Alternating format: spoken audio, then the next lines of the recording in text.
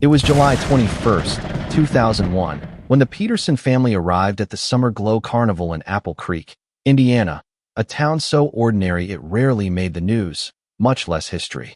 But that date would mark the start of something unforgettable. The sun was bright and unforgiving that Saturday afternoon, beating down on the packed parking lot filled with laughter, distant carousel music, and the smell of hot dogs, popcorn, and cotton candy wafting through the humid air.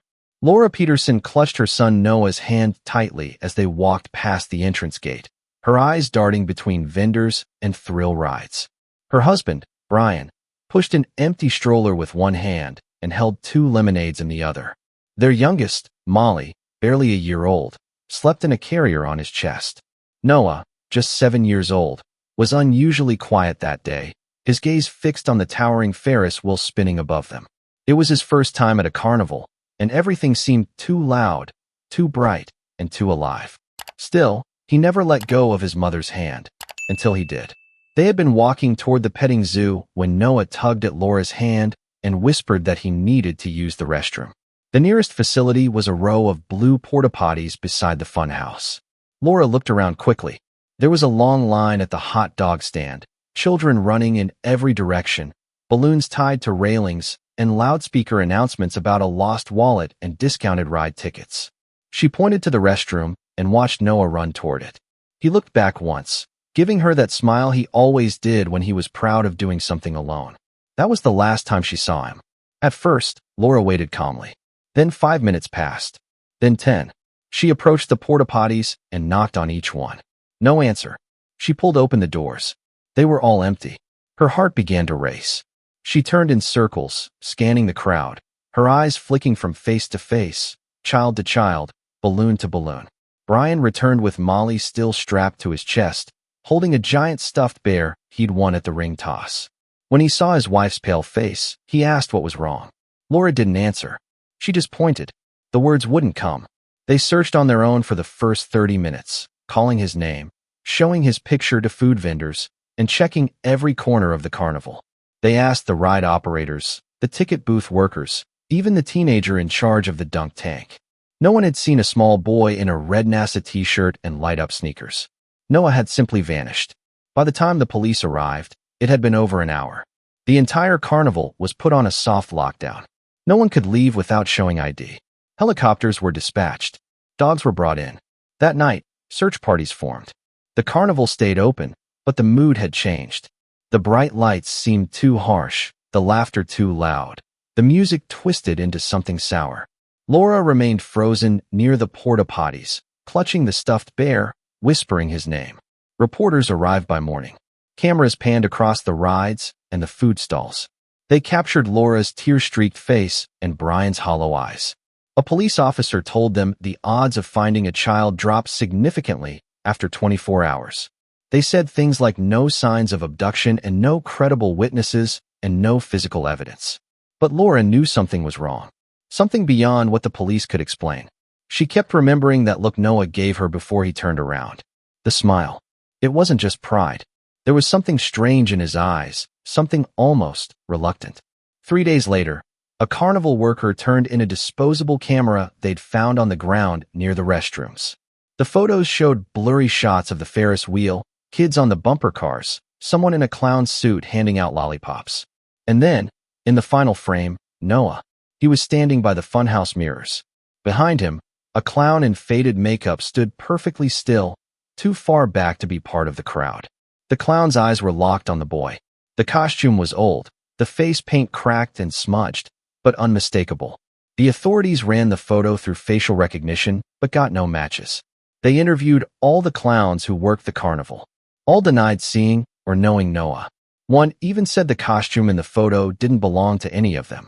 The funhouse, they explained, had been closed for maintenance all weekend. Then came the most terrifying discovery. The clown in the photo wore a badge with a name embroidered on it, Giggles. The carnival records showed no employee by that name. Not then.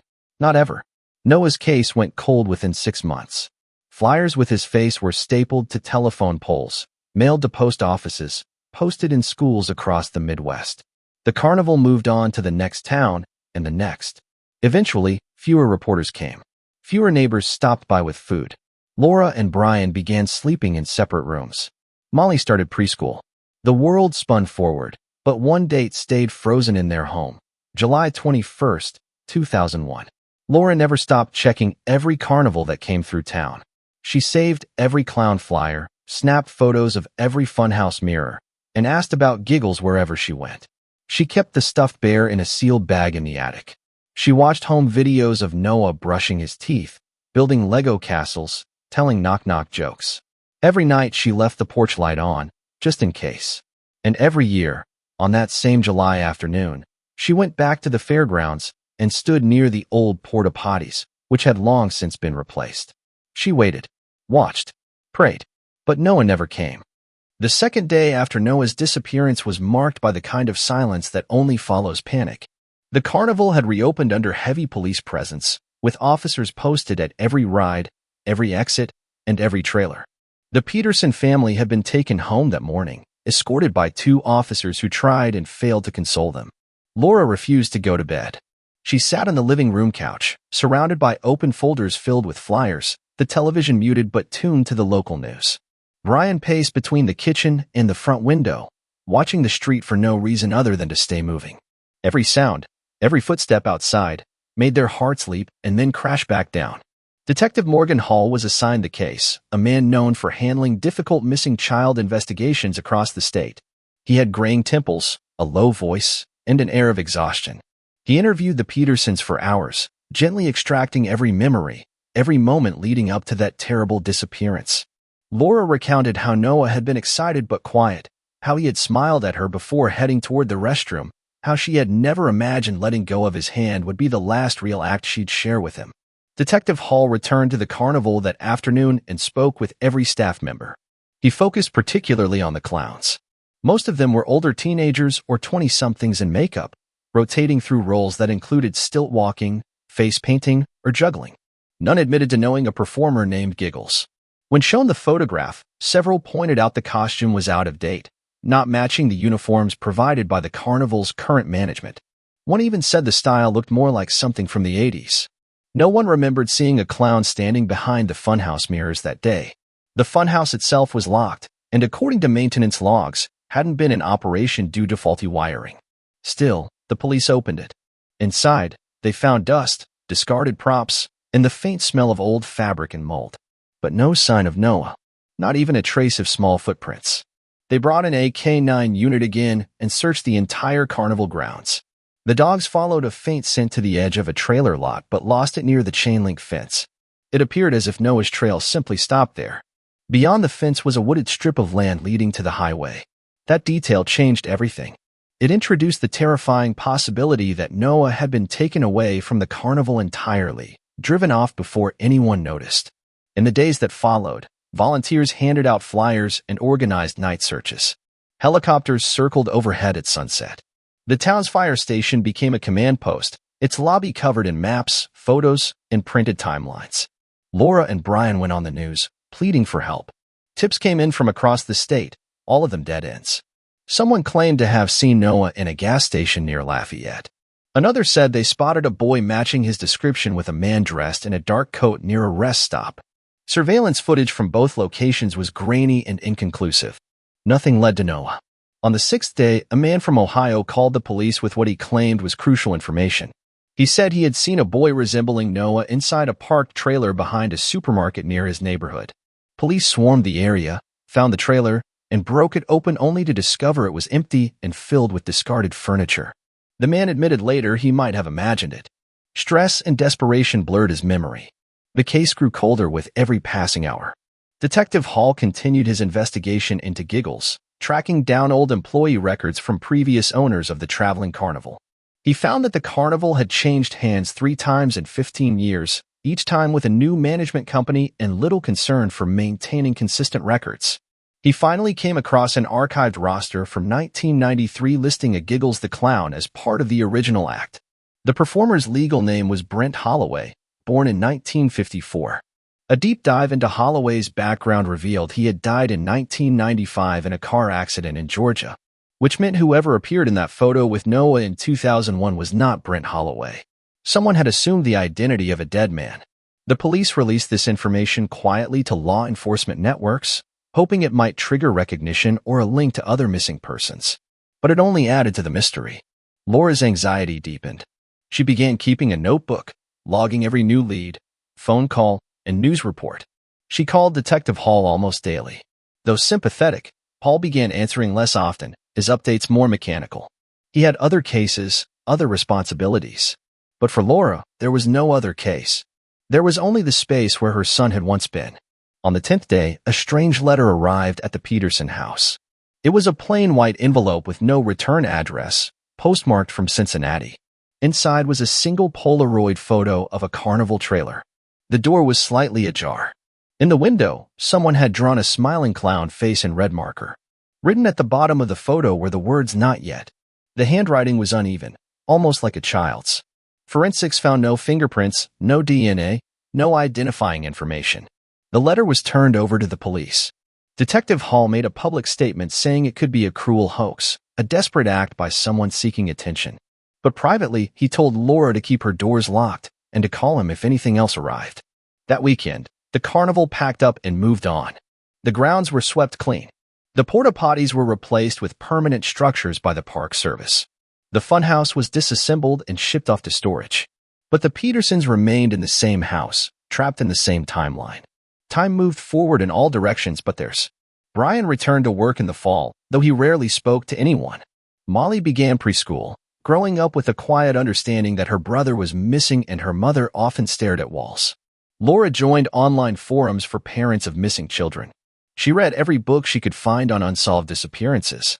Her grief became a routine, her hope something mechanical. And yet she always returned to that photograph. Noah, standing near the mirror maze. The clown behind him.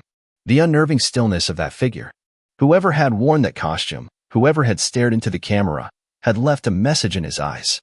A message Laura couldn't yet read. Laura Peterson began waking up before sunrise. The habit started in the second month after Noah vanished and never left her. Each morning, she moved silently through the house, her bare feet brushing across the hallway floor toward the kitchen. The home that had once smelled of pancakes and syrup now held a different scent, a sterile mix of coffee grounds and cleaning products. She cleaned compulsively, not out of a need for order, but out of fear that time would erase evidence of Noah's existence. His drawings still hung on the fridge, his shoes sat by the door, and his toothbrush remained in the bathroom cabinet. Laura refused to alter anything that reminded her of him, as if the slightest change might undo a fragile connection that could lead him back. The police had stopped visiting regularly. The detectives' updates came less often and felt colder. No one ever said it out loud, but Laura could see it in their eyes. They believed Noah was gone, but she did not. Not yet. Molly grew, as children do, without permission or awareness of grief's weight. At 4 years old, she no longer remembered the scent of her brother's hair or the sound of his laugh. Laura watched her daughter dance across the living room in pink socks, spinning to music only she could hear. It made Laura ache. She feared that Molly's joy was borrowed time, that tragedy might return as swiftly and quietly as it had before. Brian, who had once been the anchor of their home, had withdrawn. He worked long hours and came home later each night, sometimes forgetting to speak at all. The silence between them stretched until it felt like another wall in the house. When Laura brought up Noah, Brian either nodded or changed the subject. His grief was colder than hers, hidden beneath routines and distractions, while hers burned constantly beneath the surface. They were living in the same home, but walking through different versions of the same nightmare. At night, Laura dreamed of mirrors and red-painted smiles that never moved. In every dream, Noah stood just out of reach. She began revisiting the carnival grounds alone. It became her ritual. Every month, without fail, she parked her car near the gravel lot where families once waited in line for corn dogs and carousel tickets. She sat with her journal open, writing letters she would never send. The park had since been repurposed into a seasonal fairground, hosting local flea markets and summer concerts. But to Laura, it would always be where time stopped. She remembered the way the sun filtered through the Ferris wheel spokes that day, casting shadows like spider webs across the pavement. Sometimes she imagined Noah still standing there, caught between frames of time. She wrote about the photograph with the clown, about the red marker smile, about the letter that read "not yet." Those words haunted her. They did not sound like a threat, nor a taunt. They sounded like a plan. A warning disguised as patience. Someone had waited. Someone still was. One afternoon, nearly a year after the disappearance, Laura received a call from a woman who introduced herself as a retired carnival performer. Her voice was shaky, her details unclear, but she insisted she had once worked alongside someone who used the name Giggles. She remembered him not because of his act, but because of how little anyone knew about him. He traveled alone, rarely spoke, and always arrived just as the carnival opened in a new town. He never rode in the main trucks, never stayed in the workers' lodging. He kept to himself and disappeared before cleanup. The woman recalled that Giggles often left behind small toys in odd places. Wind-up monkeys, spinning tops, red plastic noses. Laura wrote everything down and begged the woman to meet in person, but the call disconnected and never resumed. Detective Hall dismissed the tip as hearsay. Laura could not. She began collecting photos from other towns the carnival had visited in years past. She combed through local archives, small town blogs, and family vacation albums uploaded to forgotten websites. In one image from 1997, taken at a fair in Missouri, she spotted a familiar figure. A clown, standing near a cotton candy machine. The makeup different, but the posture identical. Laura printed the photo and taped it beside the one of Noah. Whoever this was had been doing it for longer than anyone guessed. By the spring of 2019, 18 years had passed since Noah vanished from the Summer Glow Carnival, and Laura's determination had aged into quiet, relentless resolve. The world around her had changed, but inside her mind, the same questions circled, untouched by time. She no longer relied on official channels. Instead, she poured her energy into internet forums, facial recognition software, and a wall in her study that bore dozens of printouts, photos, and sticky notes. Her obsession no longer surprised anyone, not even Molly, now a teenager, who grew up watching her mother chase shadows. One evening, while scanning through a database of archived carnival images submitted by enthusiasts across the country, Laura's eyes caught something that made her breath catch. It was a photo taken in Nebraska, dated March 2019, showing the backlit of a traveling carnival. Behind a row of trailers stood a faded unit, with chipped red and blue paint. On its door, in faint but unmistakable lettering, was the word Giggles. She stared at the screen, frozen by the realization that the name had returned. Someone had kept the trailer. Someone had painted that word again. Someone wanted it seen. Laura acted quickly. She contacted the user who uploaded the photo and learned it had been taken during a visit to a small-town fair called Copper Ridge Festival. The man said he remembered the trailer because it seemed out of place. It was parked away from the rest, partially hidden behind a tent, as if whoever owned it wanted to be left alone. Laura dug into the festival's records, obtained a list of vendors, and made calls until she found a woman named Teresa Langley who worked logistics that year. Teresa recalled a clown performer who stayed apart from the others, refused staff accommodations, and used his own generator. His name on paper was listed as Carl Adams, but she never saw him out of costume. Teresa also remembered a complaint from a parent who claimed her son was frightened after being followed by a clown holding a balloon animal. When pressed for details, the child only repeated one thing. The clown had whispered, "Not yet." That phrase ignited something in Laura. It confirmed a connection she had feared all along. This was not coincidence. This was pattern. With the help of a private investigator she had hired over the years, Laura traced the path of the carnival from Nebraska to its next stop in southern Illinois. She drove for hours, staying in motels along the way, guided only by festival dates and hopeful sightings. When she arrived, she wandered through rows of booths and rides, eyes scanning every face behind painted masks. Then she saw it. Parked behind a row of dumpsters, partially shielded by plastic tarps, was a weathered trailer. Its windows were tinted. The door was secured by 2 rusted locks. The word Giggles had been crudely scratched into the metal below the handle. She waited until nightfall and returned with her camera. As she circled the trailer from a distance, her hand trembled. Through a crack in the curtain, she saw movement. A figure hunched over, moving slowly across the narrow interior. She snapped photos, unsure what she hoped to find. But it was enough. She sent the images to Detective Hall, now retired, hoping he might know someone who would take the evidence seriously. A week later, the trailer vanished. When police finally arrived to investigate, all that remained was a square of dead grass and tire tracks in the dirt. The carnival had moved on, but Laura was not surprised. She knew by now that whoever she was chasing had perfected the art of slipping away. Still, the sighting energized her. It validated every year she spent digging. Every night she lay awake imagining her son still alive. She returned home and reorganized her wall, adding the new photos, printing maps with pins that connected dates and locations. She was building a pattern, a footprint left behind by a ghost in grease paint. She believed Noah was still alive, not because of blind hope, but because the message had never changed. Not yet.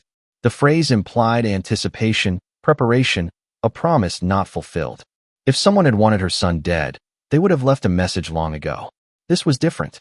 This was waiting. It meant something, and Laura intended to find out what before it was too late.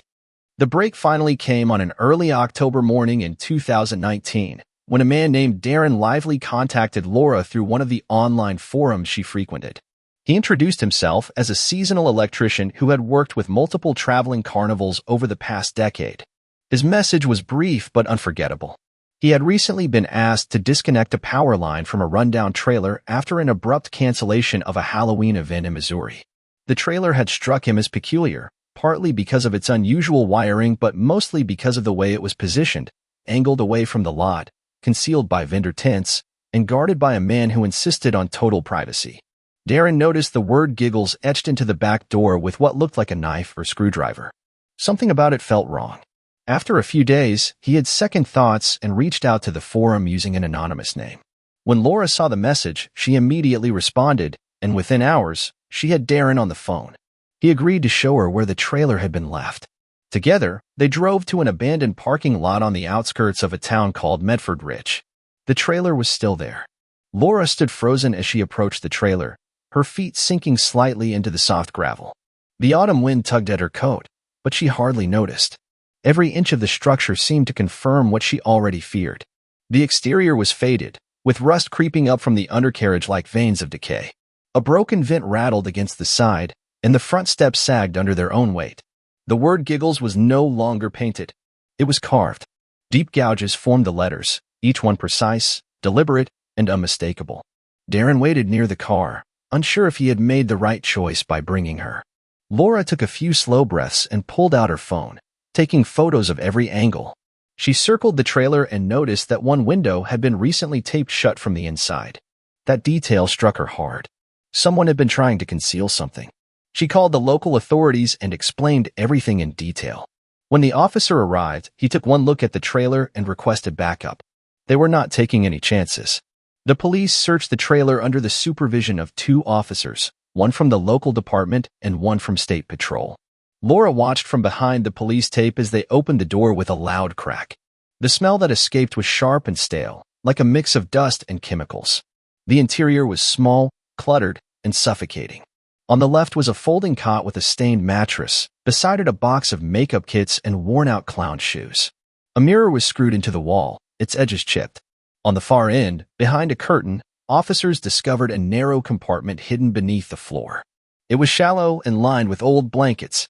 Inside, they found a single notebook, its cover torn and brittle from age.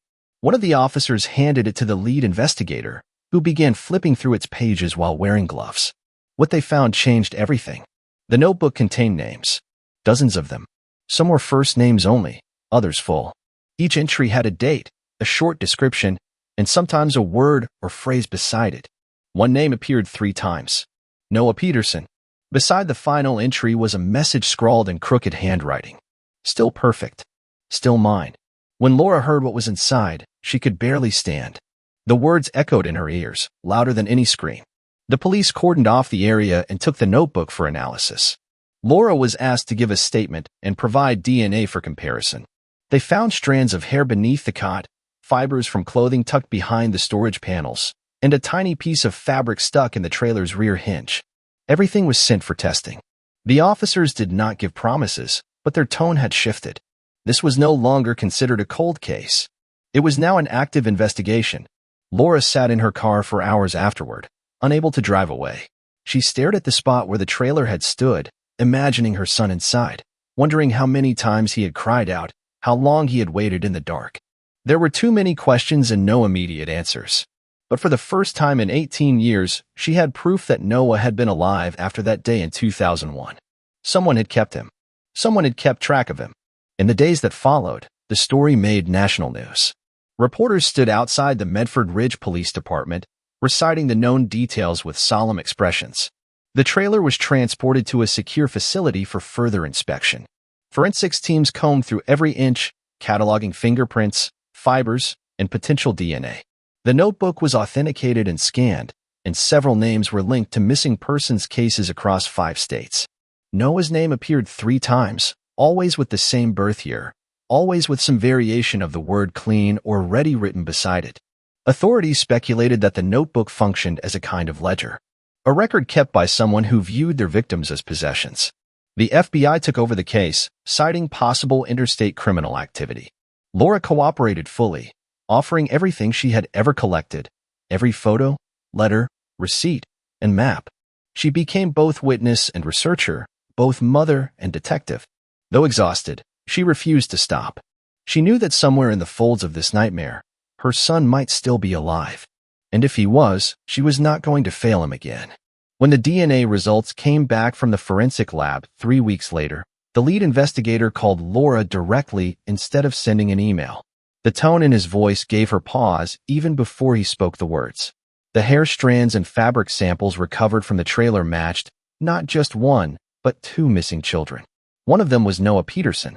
The second child, however, was not someone Laura had ever heard of. His name was Jeremy Coates, a boy who had vanished from a fairground in Ohio in the summer of 1997, for years before Noah. Jeremy had been 9 at the time of his disappearance. His case had gone cold within 6 months and had received far less attention than Noah's. There were few photographs of him, no known suspects, and no evidence left behind. The discovery of his DNA in the same trailer turned an already disturbing pattern into a chilling confirmation. Whoever had taken Noah had done it before, possibly even more than once. As investigators reopened Jeremy's case and reached out to his surviving relatives, Laura found herself combing back through every note, article, and record she had ever collected. She began looking not just for connections to Noah, but for patterns that might link the 2 cases. Both boys were taken from outdoor events. Both were under 10 years old. Both incidents involved large crowds, minimal surveillance, and a complete lack of reliable eyewitnesses. Laura's wall of clippings and maps began to grow again. She created a new timeline, adding dots for Jeremy and string lines connecting fairs and festivals that overlapped both children's disappearances. She saw now what she had not before. The abductor had been rehearsing. The trailer was not just a hideout. It was a mobile prison, used for years, possibly decades, moving from state to state under the cover of cotton candy and carnival lights. Laura wondered how many names from the notebook belonged to children whose faces had never appeared on news bulletins. With the FBI now overseeing the investigation, a behavioral analyst named Samuel Doran was assigned to the case. He reviewed the notebook, the photographs, the physical evidence, and the reports collected over the last 18 years. His initial conclusion startled everyone. He believed the abductor was not acting alone. The structure of the notebook suggested coordination. The entries were methodical, sometimes even color-coded, and some were written in slightly different handwriting. Samuel suggested the possibility of multiple individuals working under the same identity. Giggles might not have been a single man, but rather a rotating mask passed from one handler to the next. The costume and name were not identifiers. They were disguises. This theory explained the decades-long span of activity without capture, the varying descriptions given by rare witnesses, and the inconsistencies in the appearance of the clown in old photographs. Laura felt her knees weaken when she first heard this theory. It meant she was not chasing one ghost, but a network. A system built on secrecy, designed to vanish. The investigation turned toward tracing the costume itself. FBI agents contacted costume designers, theatrical supply chains, and carnival suppliers across the country, attempting to track down manufacturers of the specific clown suit seen in photos. A breakthrough came when an old seamstress in Kentucky recalled making a batch of custom costumes in the early 1980s for a client who only referred to himself as G.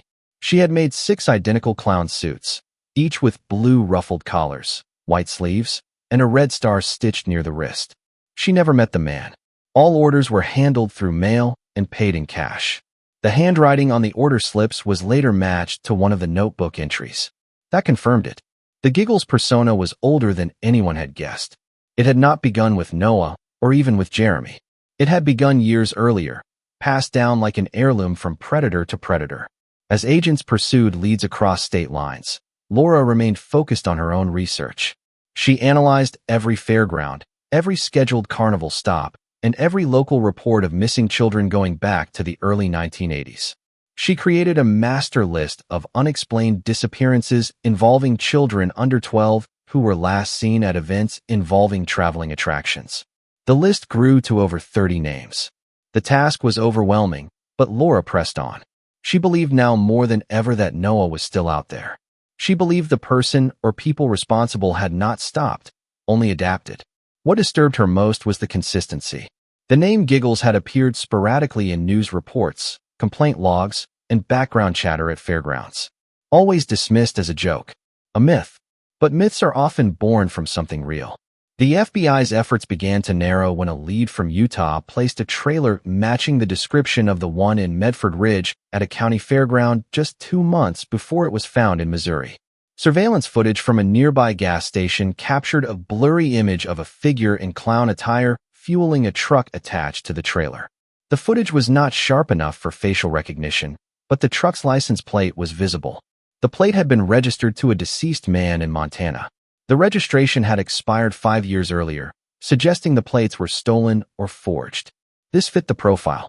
The people behind the Giggles mask were methodical. They planned in advance. They left almost nothing behind. But this time, they had slipped. That plate became the first real clue pointing to a physical location. Laura was kept informed of every development, though she often received the news secondhand and had to wait for confirmation. She remained in her home, surrounded by records, unable to rest, unwilling to celebrate progress too soon.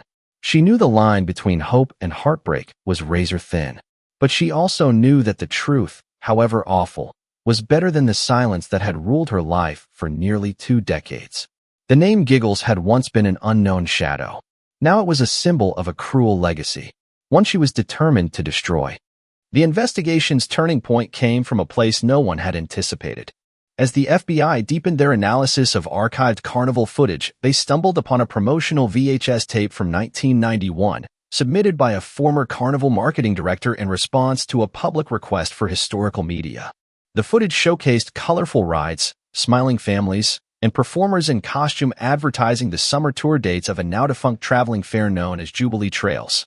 At the 10-minute mark, the screen captured a group of clowns posing for a group photo beside a prize booth. One of them, wearing the unmistakable red star-cuffed costume, stood slightly apart.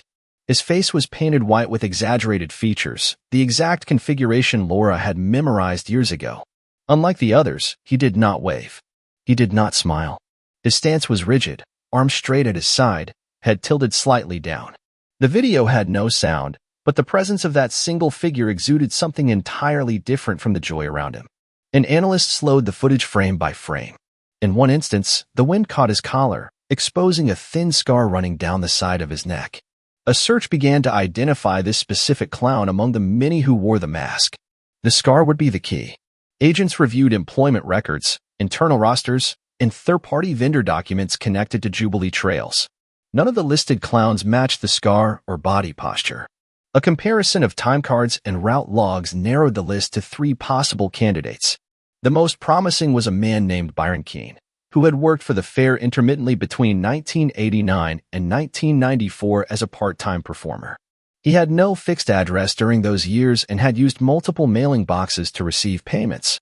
A deeper look into Byron's background revealed a sealed juvenile record and several instances of run-ins with local law enforcement under aliases.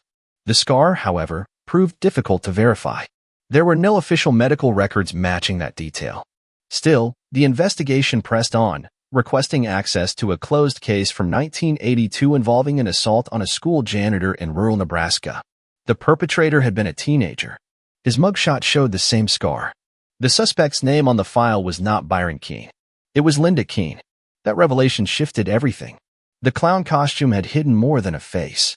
It had disguised gender, identity, and history.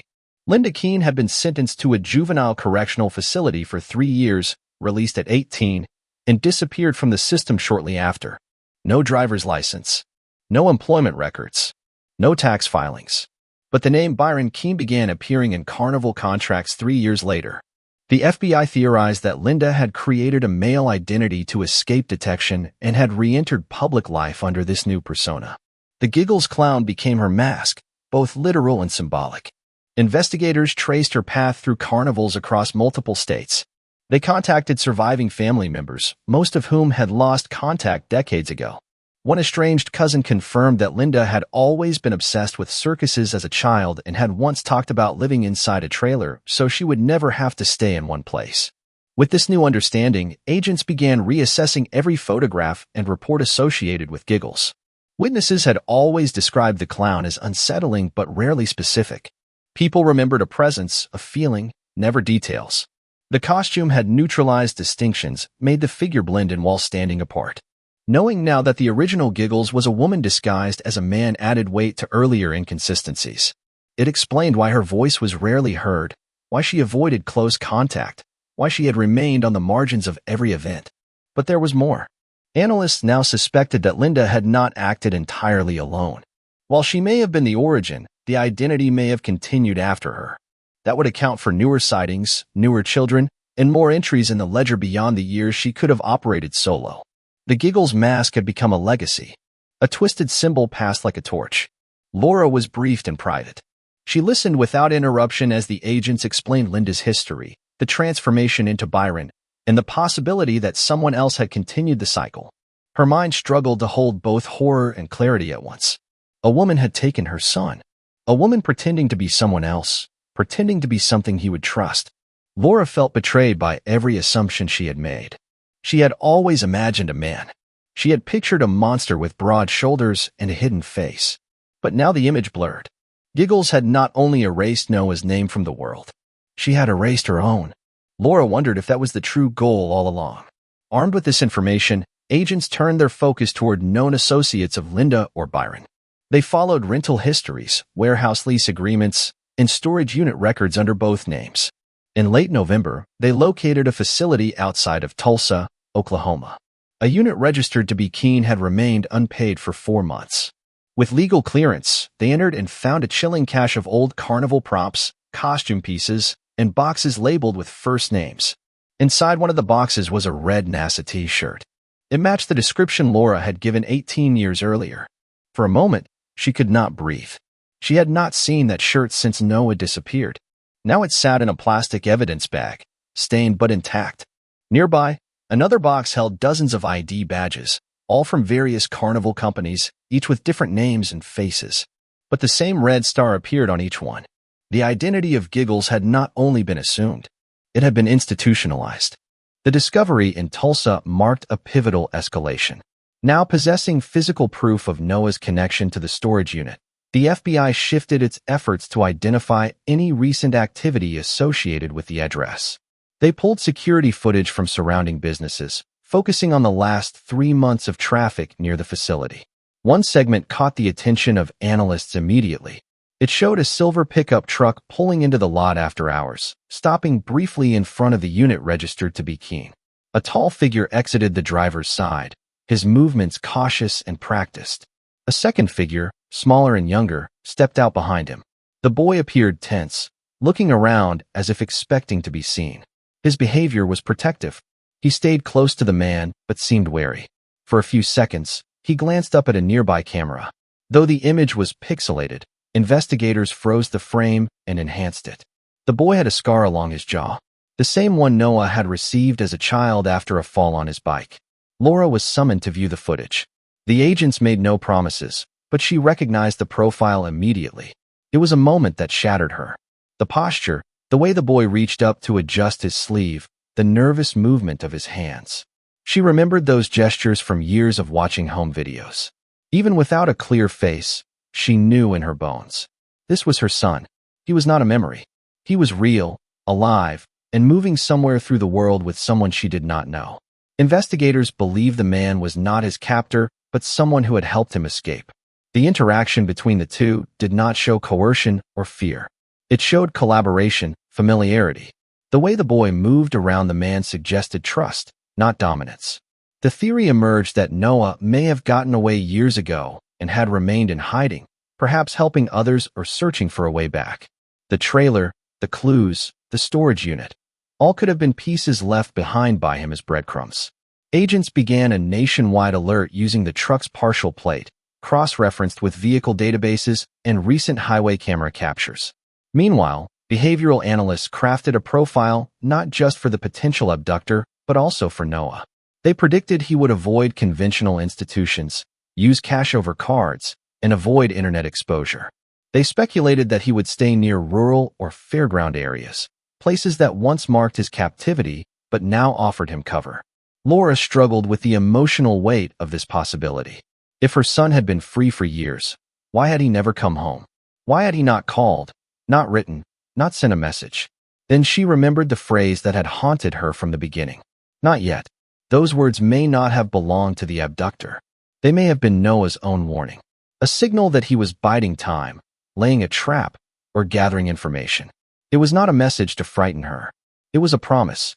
Another breakthrough came when an agent recognized the design of the jacket the man wore in the surveillance footage.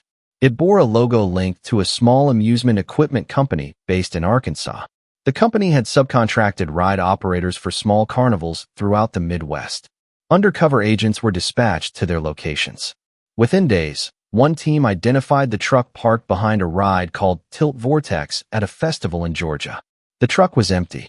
The ride operators claimed the driver worked only nights and lived in his vehicle. The agents staked out the area, waiting. That night, the truck returned. This time, there was no boy in the passenger seat. The driver matched the height and build of the man in the Tulsa footage. He entered the trailer behind the ride and remained inside for over an hour. Once he emerged, the agents approached him.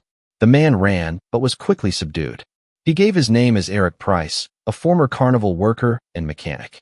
When questioned, he said nothing for 2 days. On the third day of detainment, Eric finally spoke. His voice was calm. He said he met the boy 3 years ago, living near an abandoned fairground in Tennessee. The boy had no ID, went by the name Caleb, and refused to speak about his past. But he had scars, an unusual awareness of hidden paths, and always carried a small red notebook. Eric said the boy had saved him from a fire inside a derelict trailer. Since then, they had traveled together, setting up rides, working odd jobs, never staying long. Eric never asked questions, but the boy told him something in passing that he could not forget. He said his mother would know when it was time. The phrase repeated in Eric's memory, like a code that meant nothing to him, but clearly mattered to the boy. When agents showed him the enhanced photo of young Noah, Eric stared at it for several minutes before quietly saying yes. That was him. That was Caleb. He had called him son. Following the revelations about Maria's intent to leave the cruise early, the investigative team returned to the Coral Serpent with renewed urgency.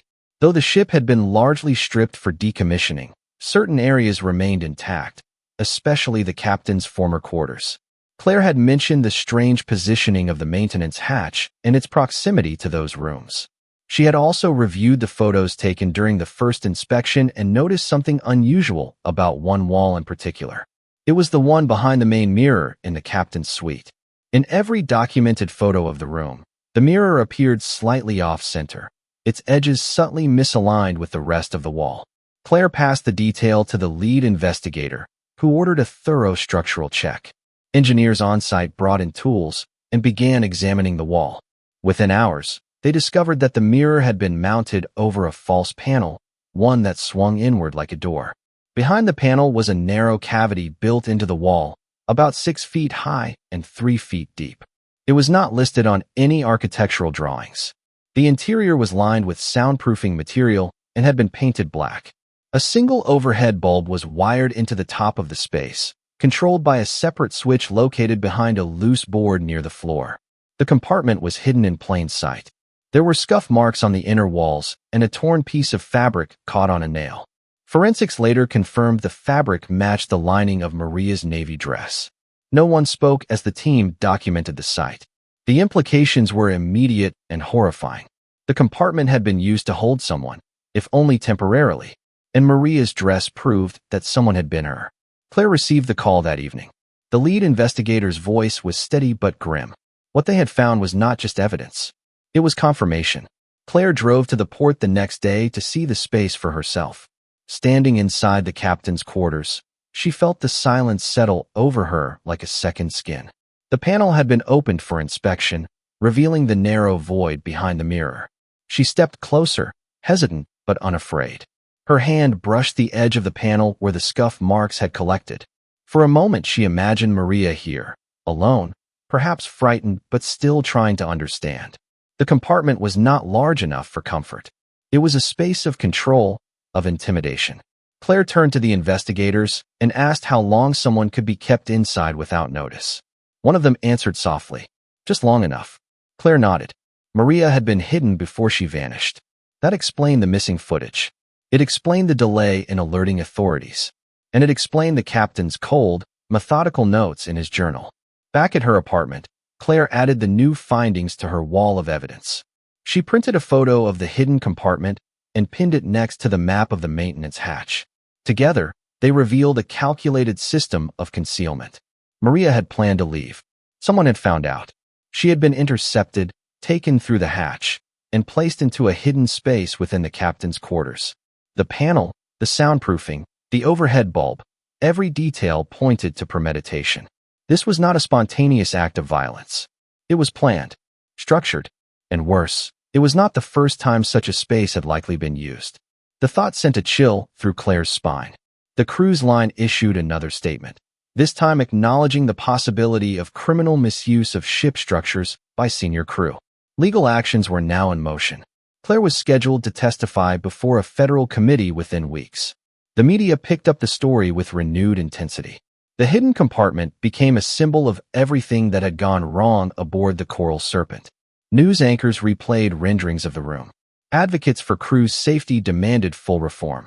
Victim support organizations rallied behind Maria's case, using her name as a call for systemic accountability. Claire found herself both at the center of attention and utterly detached from it. Her mission remained the same.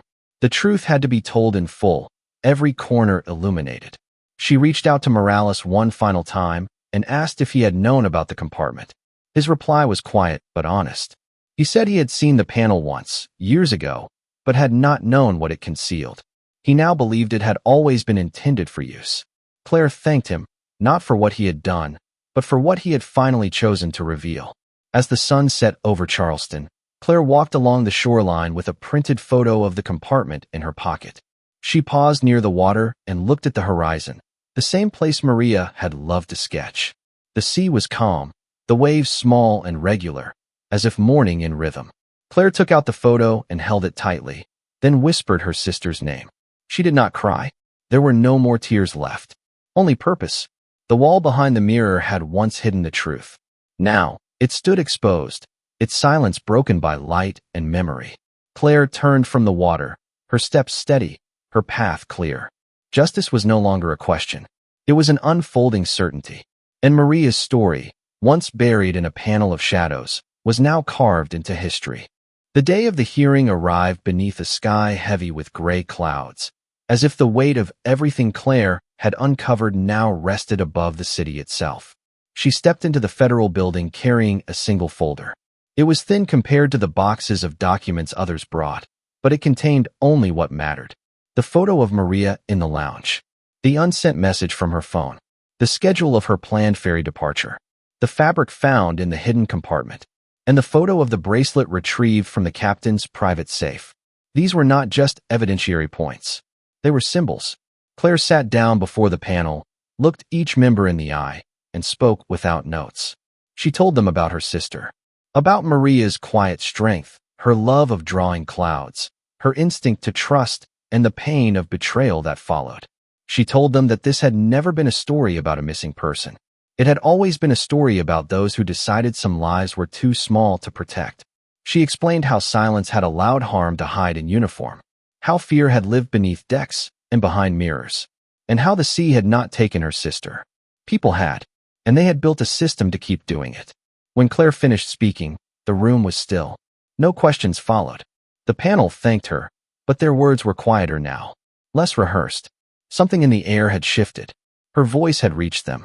In the following weeks, the committee announced sweeping changes to cruise industry regulations.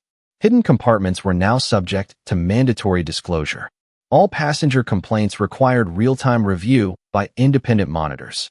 Crew members would receive whistleblower protections, and ships would undergo yearly audits by external agencies. The Coral Serpent was dismantled piece by piece, and its name struck from the company's records. Claire received a letter from the CEO expressing regret, but she placed it in a drawer and never opened it again. She had no interest in apologies that followed silence.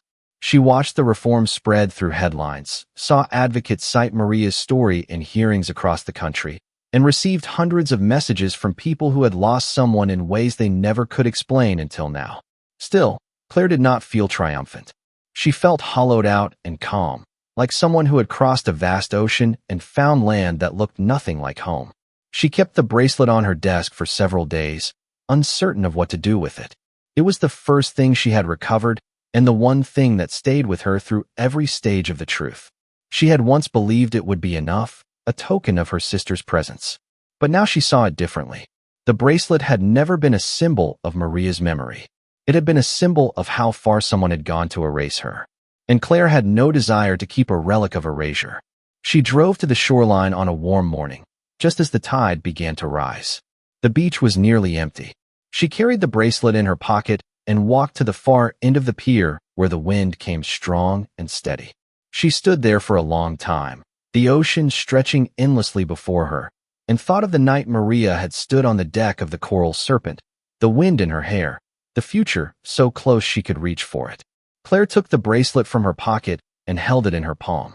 The silver had dulled, but the turquoise still shimmered faintly. She whispered her sister's name, then closed her eyes and released it into the water. It arced gently before vanishing into the waves below. Claire stayed on the pier until the tide turned. She thought of everything that had been hidden. The compartment behind the mirror, the maintenance hatch, the red circle on the map, the truth etched in a logbook. But more than anything, she thought of Maria trying to leave the ship, to escape without anyone knowing. Not because she was running away from something, but because she was running towards something better. She had believed there was still a way out. That belief stayed with Claire longer than any evidence.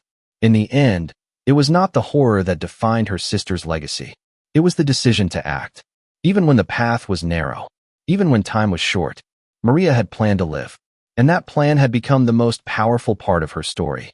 Years later, when Claire was invited to speak at a conference on missing persons, she declined to bring evidence or photos.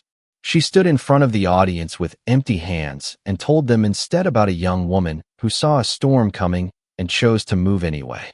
She described a bracelet recovered from a locked safe and a note never sent. She spoke about fear and silence and what happens when people finally begin to listen. And when she finished, the room was quiet not with shock, but with understanding. Claire stepped down from the stage and walked outside into the light. The world was still flawed. People still disappeared. But now there were fewer places to hide. And for the first time in 14 years, the horizon no longer looked like a boundary. It looked like a beginning. If this story gripped you, consider liking and subscribing for more. What do you think really happened on that ship? Which moment shocked you most? And where in the world are you watching from? Drop your thoughts in the comments. We read every one.